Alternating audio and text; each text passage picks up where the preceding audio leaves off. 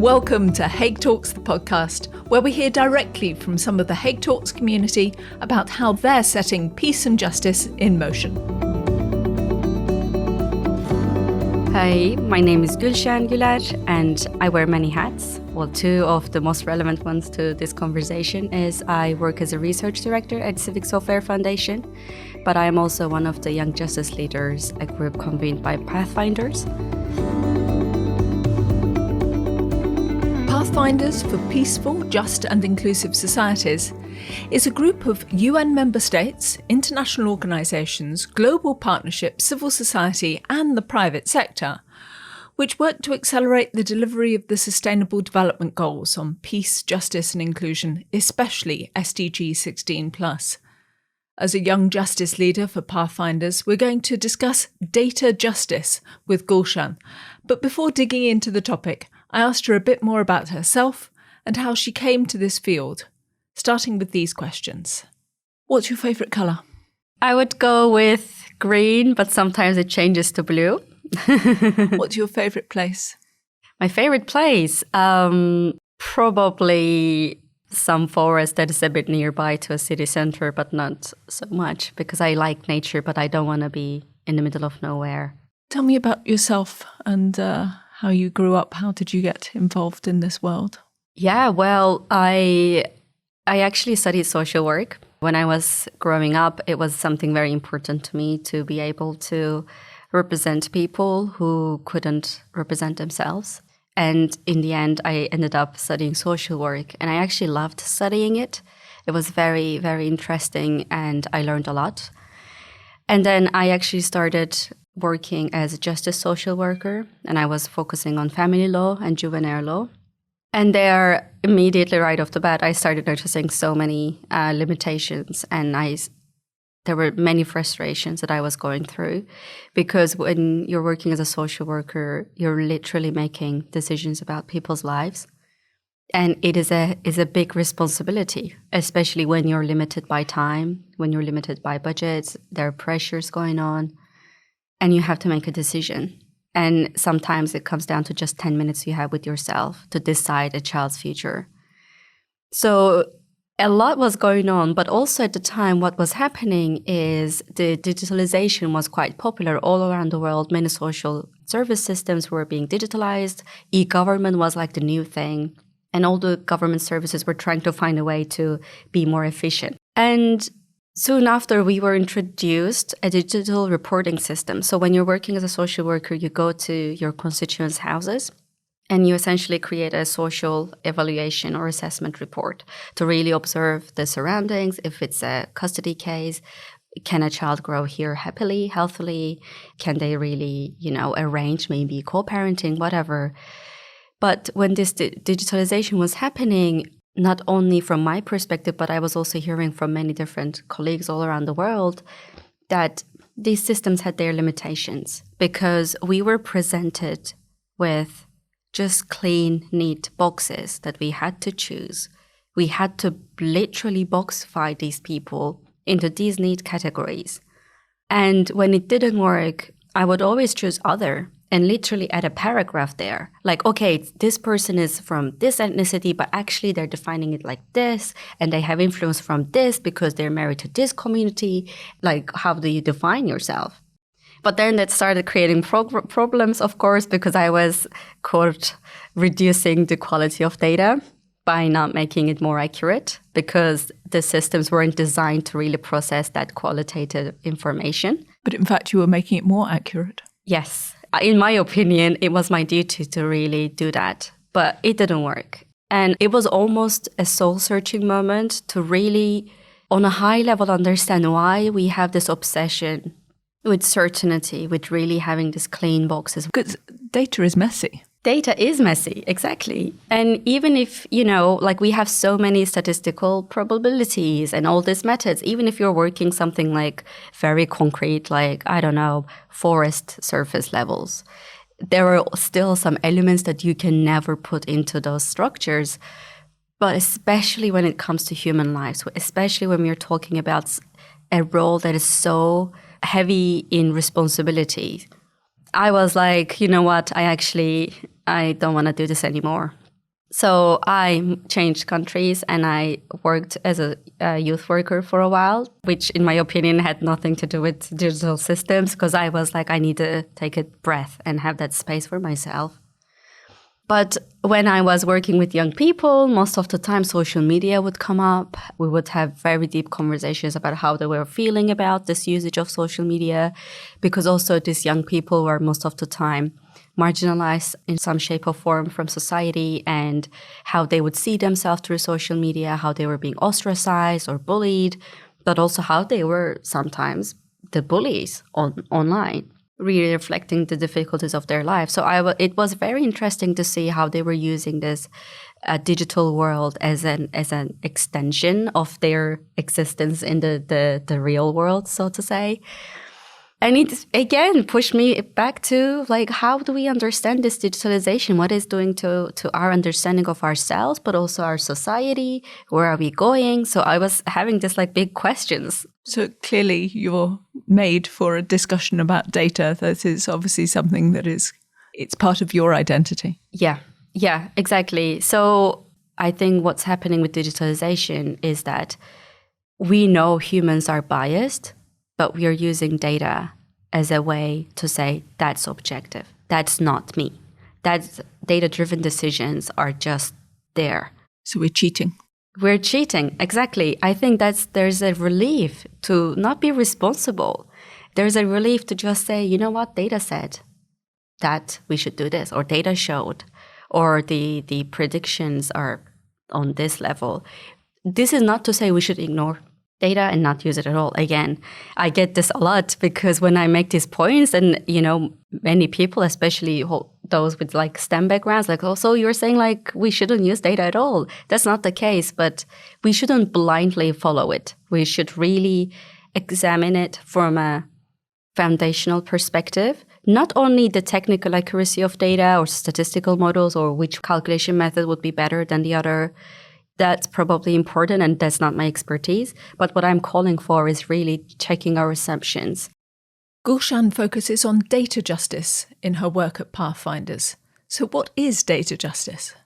Data justice is a very interesting concept, actually, and there are many definitions, but the way I see it is essentially equity throughout the data's life cycle.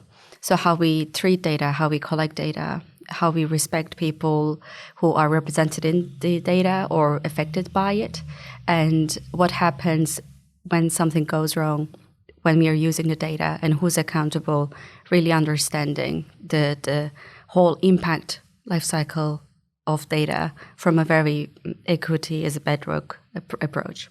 I can think of lots of different kind of ideas that people have about data.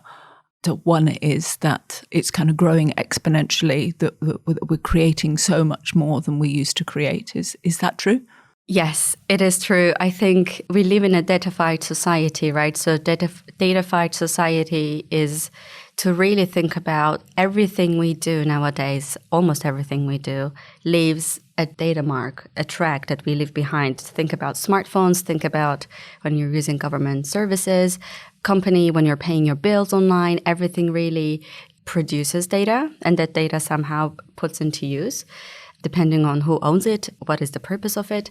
So yes, we are creating more data than ever. So is data neutral then? Is it just kind of out there and anybody can have it and it's just available for everybody to use? Or is it actually something to do with power structures? Exactly. Data is not neutral. So when we're talking about data, connecting to this, we're creating more and more data. There were many analogies that were being used to describe data, like data is the new oil. Actually, Times made a cover page of data as the new oil. And it was very much reflective of the industry and of understanding of data, that it was this resource to be extracted, or it was this gold to be processed and to be used. But actually, what these kind of analogies imply, that it's just a resource without any connection to human beings. It just exists in and of itself. But data, all data, is essentially dirty, because there's so much that we try to capture with data that we cannot, because the structures don't allow us.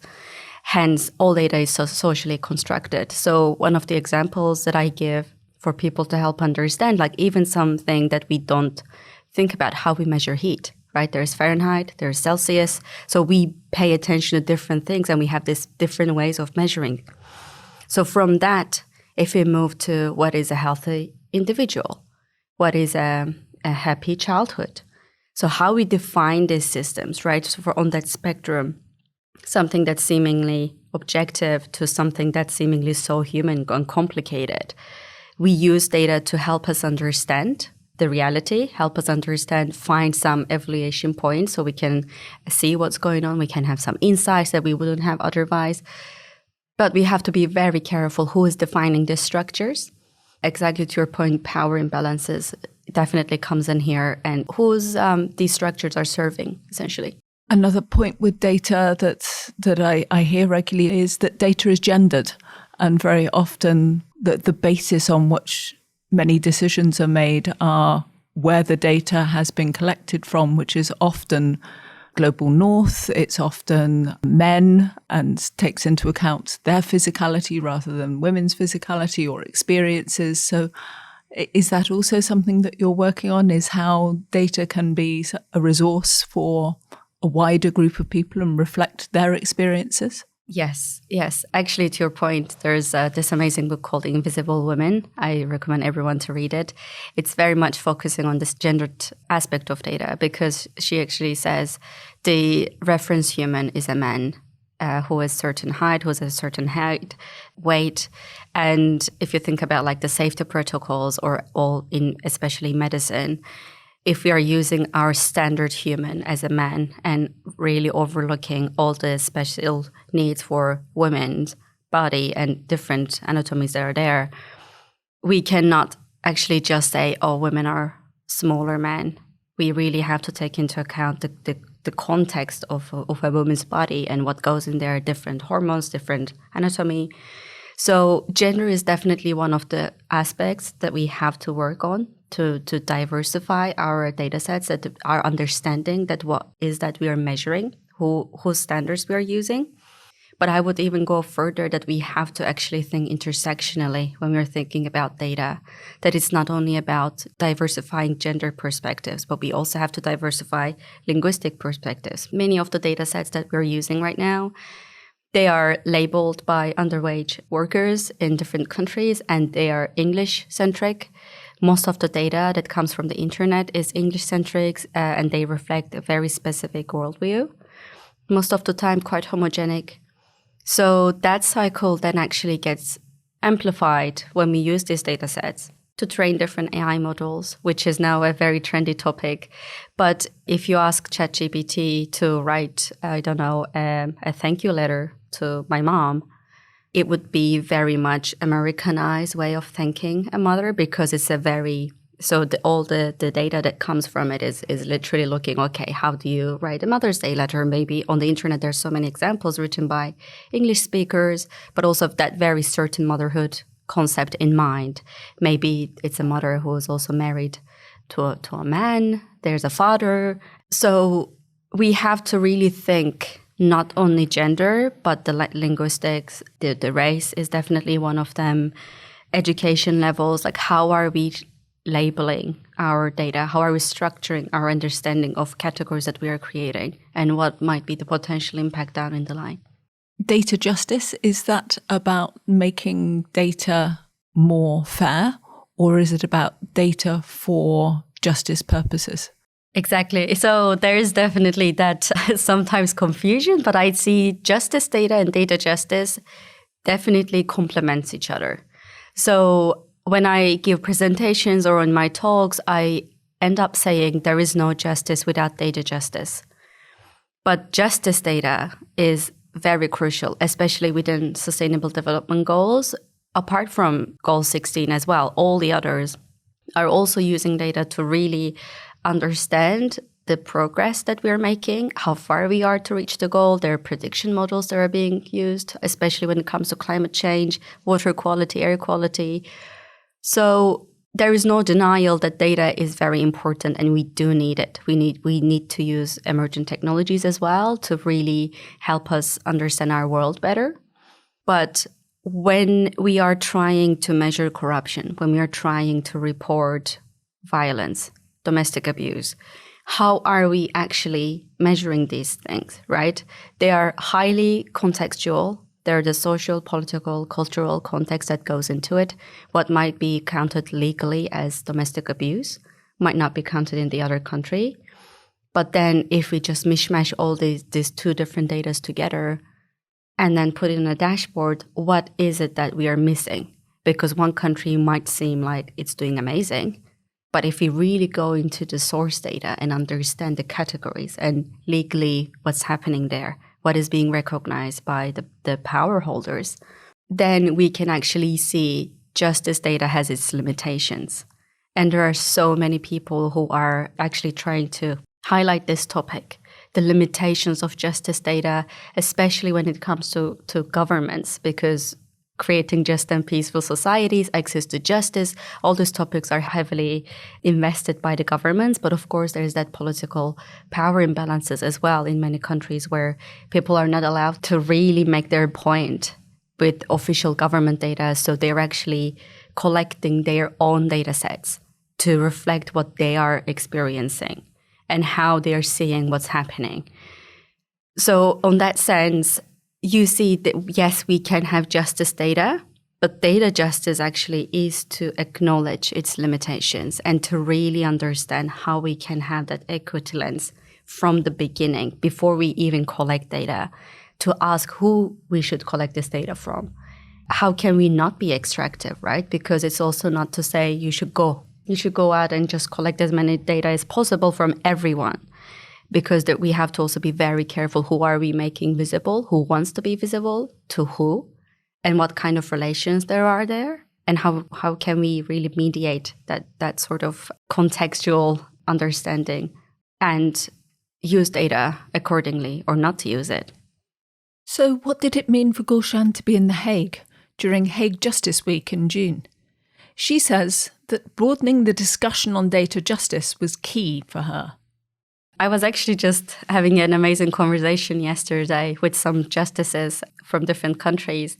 And I was so happy to be there in the room because my positionality as well. So I work in the data as an expert. It was really, really amazing to understand where they were coming from, how they were thinking about technology, the impact of AI, especially in their governments, and what can they do. And I was giving, some explanations, some recommendations, what they can actionably do when they go back.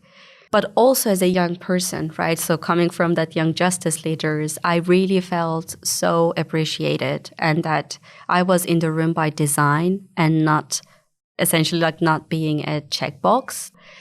So that was really, really touching to be able to see that we are now thinking about the importance of young people from different perspectives. But also when we're talking about justice, we cannot risk not looking into the technology and who's designing it, who's profiting from it, what kind of labor structures there are, who's regulating it, who's collecting the data in it, that data justice understanding broadly.